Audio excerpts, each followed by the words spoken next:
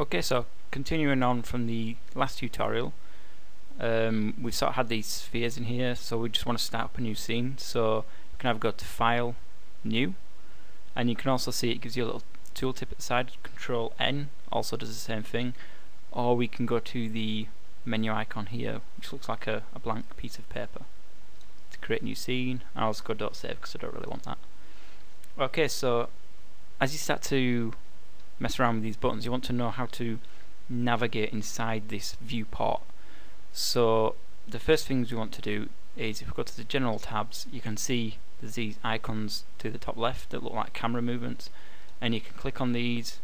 You can start to rotate, pan, and dolly, and zoom in. So you can start to use these to move around the scene, but what I'll probably try and do is actually just avoid these completely and never use these, and never get in the habit of using these, because it's going to be quite time consuming to, it's like you're working on some sort of, so it's like we're modelling, we're on the modelling tab, clicking buttons in here, doing things in the viewport, then to actually change the camera, to change to a different tab, click a tool, and then move. There's several clicks in there, and that might not seem like a lot, but when you're modelling and you want to change camera angles, or if you're animating, you're spinning around the character quite quickly and you're moving camera angles several times a second. Well, not a second, but every 10 seconds you might be moving around. You don't want to be clicking through these different tabs and going up and down and clicking between buttons, because that's going to take a lot of time. Over a day you could waste several hours just by clicking between tabs. So you want to learn a few shortcuts. So the best way to learn these shortcuts as well is, again, if we hover over, we're going to get that tooltip.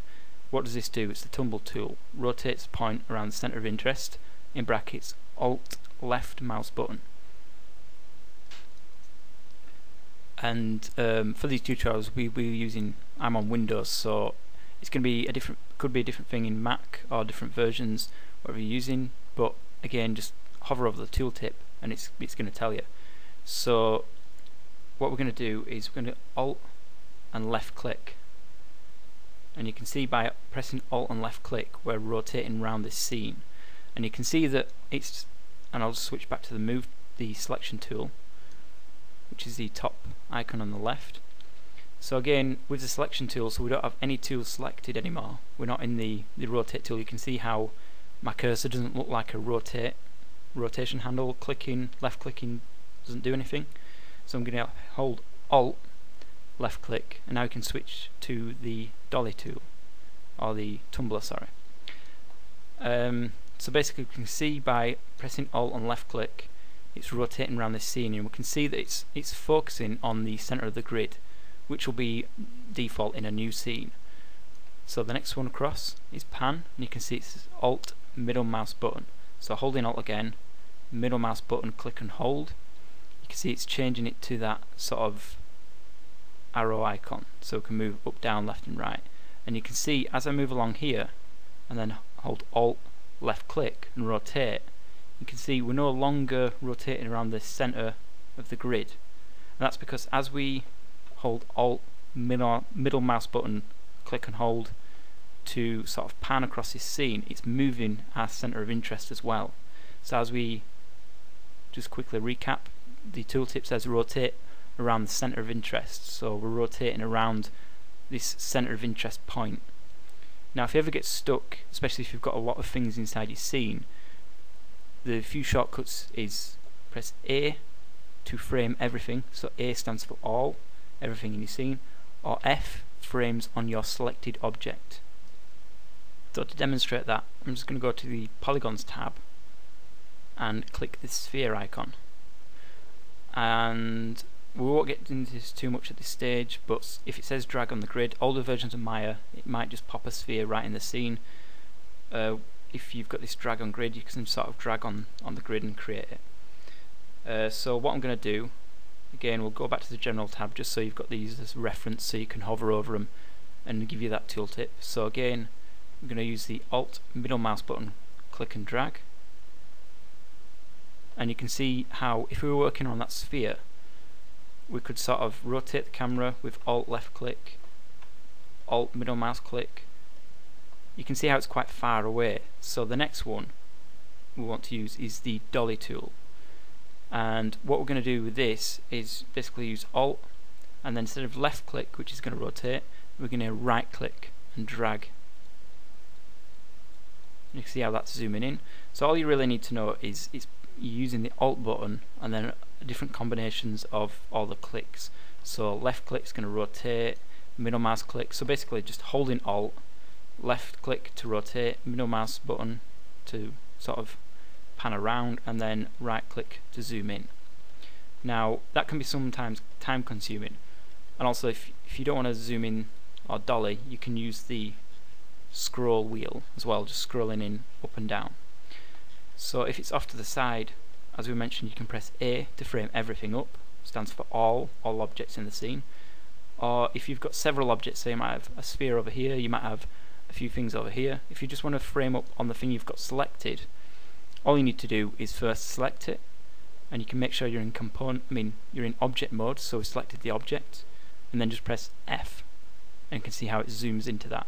And again, I'm going to switch to component mode, so you can either click the component icon up here, or you can right click on this, go to vertex, I'm going to select one of these vertexes, and you see again, if I press F, it's going to frame on that vertex. So F's just going to frame up on what you've got selected, whether that be objects or components, and it can be several components. So over here I'm just going to click and drag a big selection and press F again to frame up all selected objects. And if you're having trouble selecting these, one thing you want to check is what sort of tool you've got selected.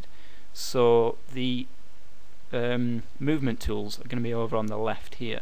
So the first one is the selection tool, so this is going to allow you to select different components. The next one is a marquee sort of lasso tool, so you can sort of draw around different objects and select different objects. The next one's going to be the paint, so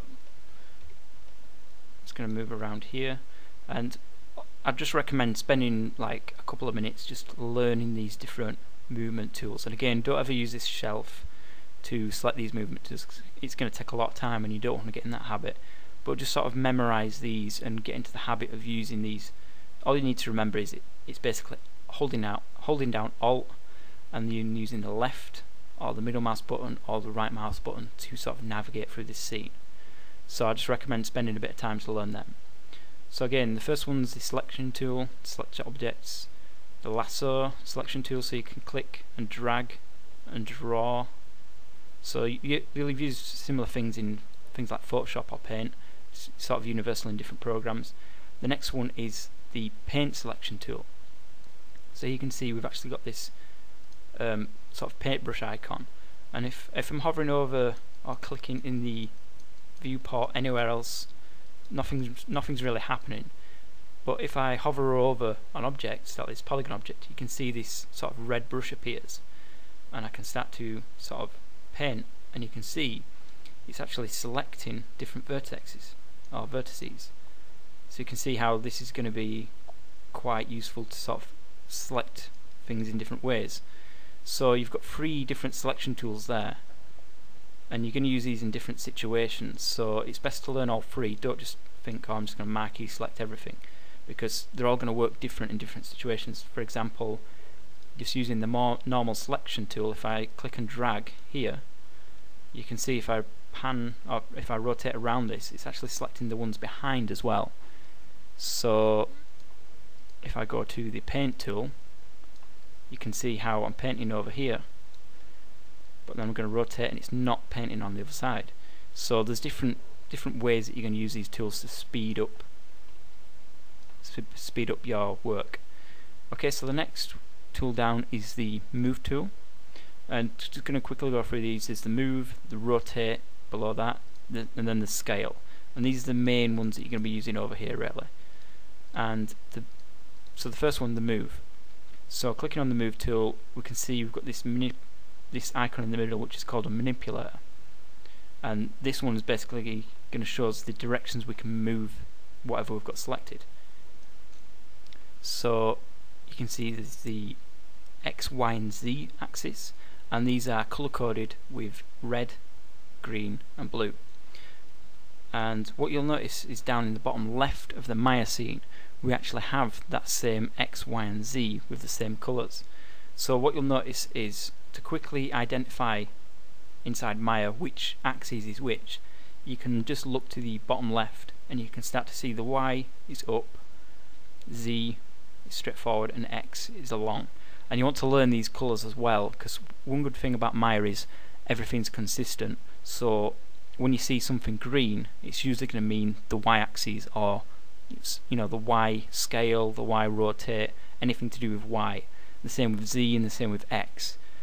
And the reason for this as well is X, Y and Z is a vector value, it's three values.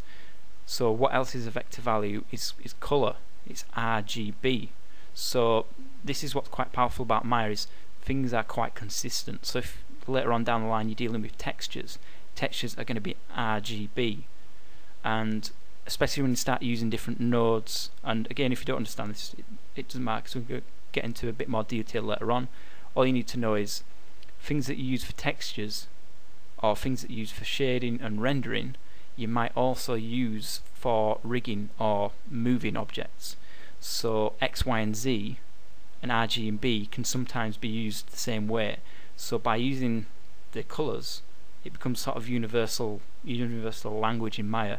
If you see green, red and blue, or X, Y and Z or RGB, you kind of understand that they can be used for the same thing. So it's just a way of sort of making it really easy to use.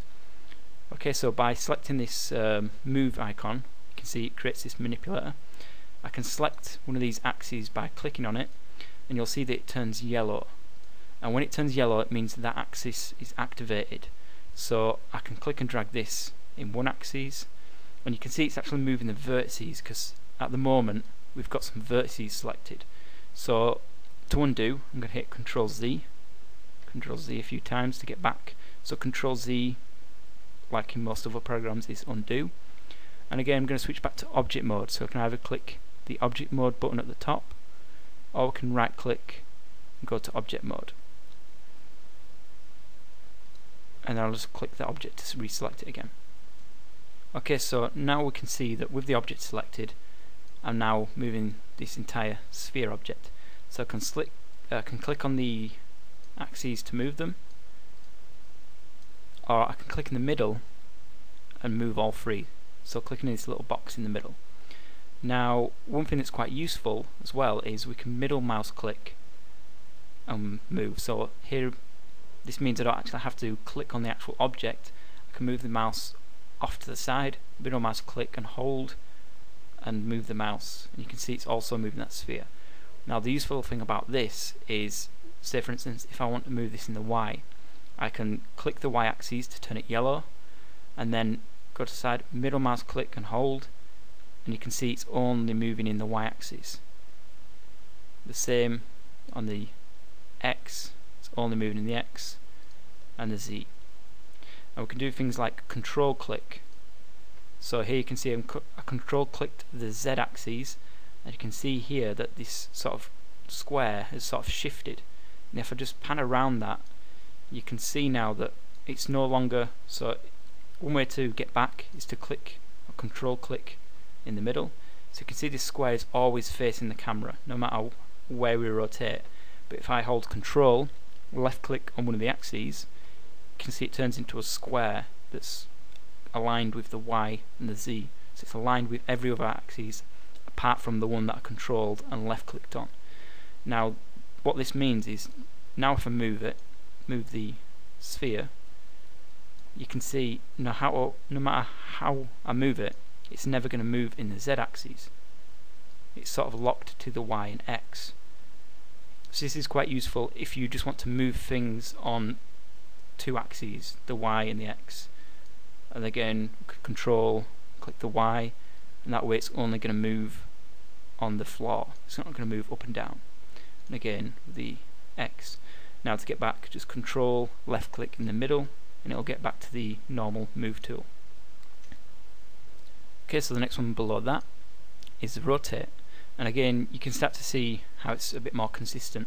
X, Y and Z, RGB, you can start to understand that this axis here, this green one, is obviously going to be the rotate Y, because it's the same colour as the movement, the translate Y tool.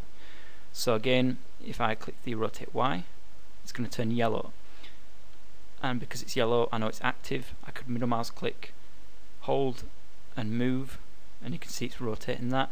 Or I can left click on the actual axis itself and move it, and you can see one advantage of left clicking on the axes here is it gives you sort of this greyed out triangle of how much you're rotating, so you can sort of see the original position it comes from and then how far you've actually moved it. So I could sort of estimate that that's about 90 degrees. Now we're going to get into a few more advanced ways to use these tools later on, so how we can make sure that it's 90 degrees, but for the moment we're just going to go through sort of the basics of using these tools. So again, because yellow means it's active, we can sort of rotate these around. Now there's this outer blue ring, and it's usually yellow when you select the tool at first, so if you switch back you can see it's yellow to begin with. And what this one does for the rotate tool is it rotates depending on the camera angle. So you can see as we pan around this object, the axes, the X, Y and Z, are staying with the object, so they're all staying with the object, but this outer ring, this blue ring, is constantly facing the camera. So what this means is if we select this outer ring, click and drag, it's going to rotate along an axis that's facing the camera. So this can be quite useful to rotate things around, because you can sort of pan the object around, find which way you want to rotate it and spin it round, and you can see that that is always facing the camera.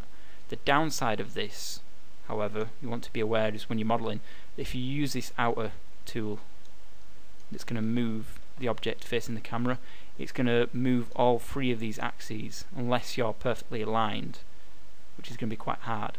So you just want to be careful that if you're moving this outer axis, you're going to lose a lot of precision, because when you're modelling, especially sort of mechanical objects, you want them to be exactly precise at certain angles.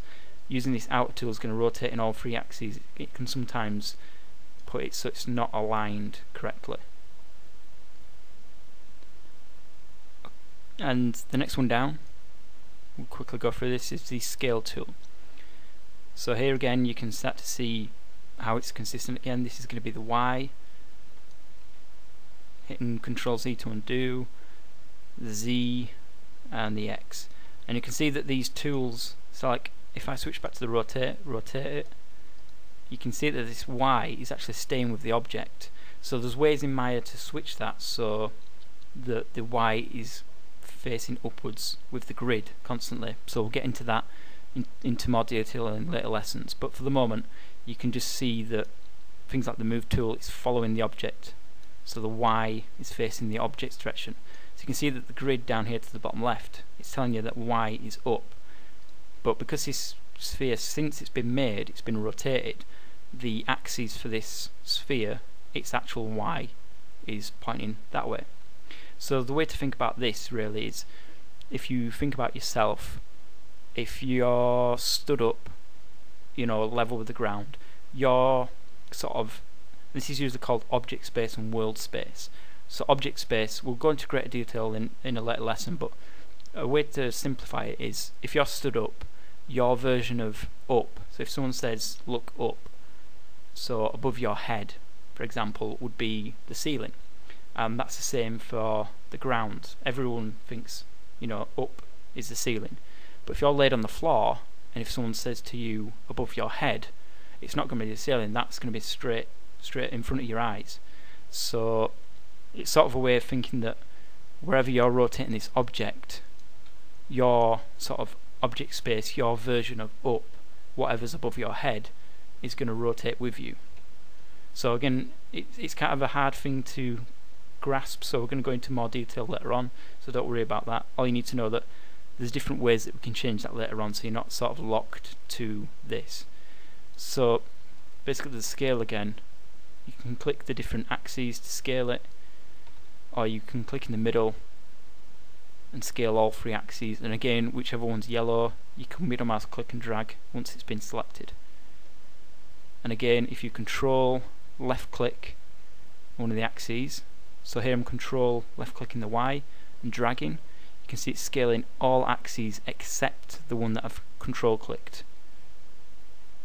So it's again consistent with the move tool. If I control click that, now we're not moving in Y.